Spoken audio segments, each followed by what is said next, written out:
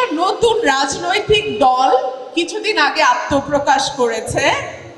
তারা বলা শুরু করলো এই অভ্যুত্থান নাকি 36 দিনেই হয়ে গেছে। শেখ হাসিনা নাকি 36 দিনের অভ্যুত্থানে দেশ থেকে পালিয়ে যেতে বাধ্য হয়েছে। এটা কি ঠিক? যদি 36 দিনেই শেখ হাসিনা চলে যেতে বাধ্য হতো, তাহলে গত 15 বছর আমাদের যে কয়েক হাজার নেতাকর্মী প্রাণ দিল, আমাদের যে 700-র উপর নেতাকর্মী গুম হয়ে গেল, বিচার বহির্ভূতভাবে তুলে নিয়ে গিয়ে মেরে ফেললো, আমাদের 50 লক্ষ নেতাকর্মীর নামে 1.5 লক্ষ মামলা দেয়া হলো, সেগুলোর হিসাব কি হবে? এক দলের বদলে তো আরেক দলই আসার কথা।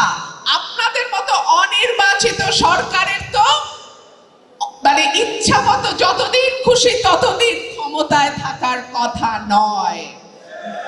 গণতন্ত্র সেটা বলে না। আওয়ামী লীগ গত 15 বছরে যত পাপ করেছে, শেখ হাসিনা থেকে শুরু করে ওয়ার্ড লেভেলের কর্মী পর্যন্ত, আগামী 100 বছরেও তাদের বিচার চলতেই থাকবে, চলতেই থাকবে, চলতেই থাকবে। সুতরাং সংস্কার আর বিচার শেষ না করে আপনি নির্বাচন দিবেন না, তাহলে আগামী 100 বছরেও আপনার নিয়ত নাই বাংলাদেশে কোনো নির্বাচন হোক। 15 বছর বিএনপির নেতা কর্মীরা মাটি ছাড়ে নাই, আগামীতেও এক চুল মাটি আমরা কেউ ছেড়ে দিব না।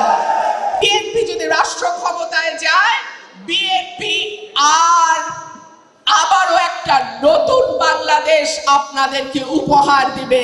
এই ওয়াদা আমরা এখান থেকে আজকে করে যাচ্ছি ইনশাআল্লাহ। এই বাংলাদেশ হবে আপনার আমার সকলের বাংলাদেশ।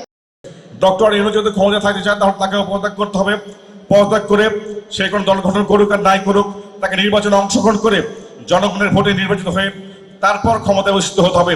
এছাড়া ডক্টর ইউনূসের ক্ষমতা থাকার আর কোনো সুযোগ আছে বলে আমরা মনে করি না। নির্বাচন করার সক্ষমতা নেই, যোগ্যতা নেই, তারাই বারবার বলছে নির্বাচন পরে, সংস্কার আগে। কিন্তু কি সংস্কার?